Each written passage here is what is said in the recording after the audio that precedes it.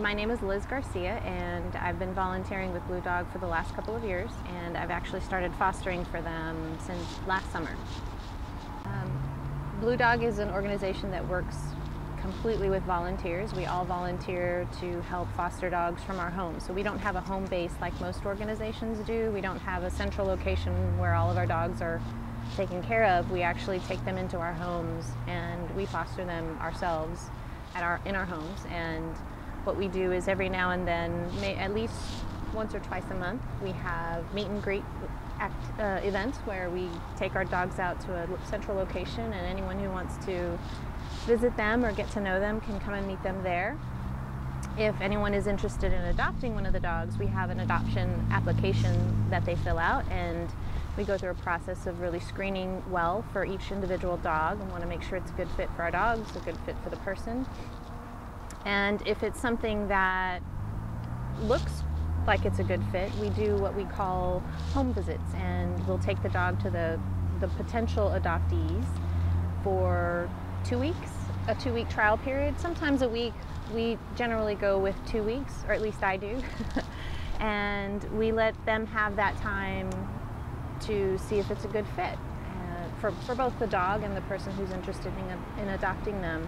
And then after that trial period, we actually go through with the adoption process. So we want to make sure it's a good fit for everybody. We have volunteers who work with Blue Dog all over the Austin area. We have some up north in Round Rock, actually some further north, Georgetown area even, and we have some South Austin, and they rescue dogs from all different places. Some of them are found on the side of the road. We get calls from people who know what we do and want us to help.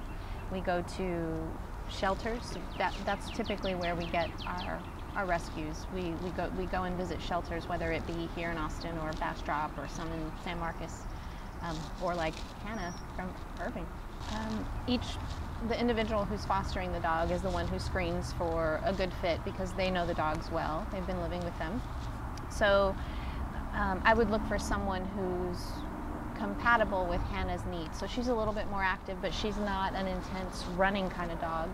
She loves attention. So I would definitely want to find someone who is able to give her that kind of attention and isn't going to be gone all day long and busy in the evenings. She'll need someone who can give her that attention. Otherwise, she may not be happy, and we want our dogs to be happy. We want to make sure it's safe for the dog. We also look to make sure they have an enclosed backyard, some space for the dogs to roam and run around. And if it's a safe fence, so if there are holes everywhere where the dog might be able to get out, we wouldn't be comfortable leaving the dog. Just an environment that is conducive to having a dog. Some places, for example, if someone lived in an apartment or a condo, they might have breed restrictions. So we want to make sure we double check that too before we actually let the home visit begin. We don't want them to get into any trouble, or down the road they get in trouble and they're trying to get rid of the dog. We don't want that to happen either. Funny story. I initially thought it was about blue heelers because that's where I made the connection to dogs, blue and a dog, blue heeler dogs, right? But it's actually about more of the emotion of being sad. So the dogs are, when we find them, they're blue, they're sad because they've been abused or they've been living on the side of the street, all kinds of crazy conditions. But once we find them, we feel responsible for changing that, and so that they're no longer blue and they find their happy forever homes. We have all kinds of dogs, and I know that there are some organizations that specify in specific kinds of breeds, and we love all our dogs, so we want to help save as many of them, regardless, kind of like people, regardless of shape, size, age, gender. Yeah, we don't restrict which dogs we want to save. We want to save as many as we can. Hannah was rescued from a shelter in Irving, and she was scheduled to be euthanized the very next day when one of our fosters got wind of her. She was pregnant, and one of our volunteers drove all the way up there to rescue her and brought her back. She had a bit of a rough travel time back down here to Austin and had her puppies shortly after she got here. She had 8 puppies, and all 8 of her puppies have been adopted. Now it's her turn. It's her turn to find her forever home. She is the cuddliest. I call her a Velcro dog. She follows me to every room that I go into. She wants to be next to me. She wants to be touching me. So she's a sweetheart.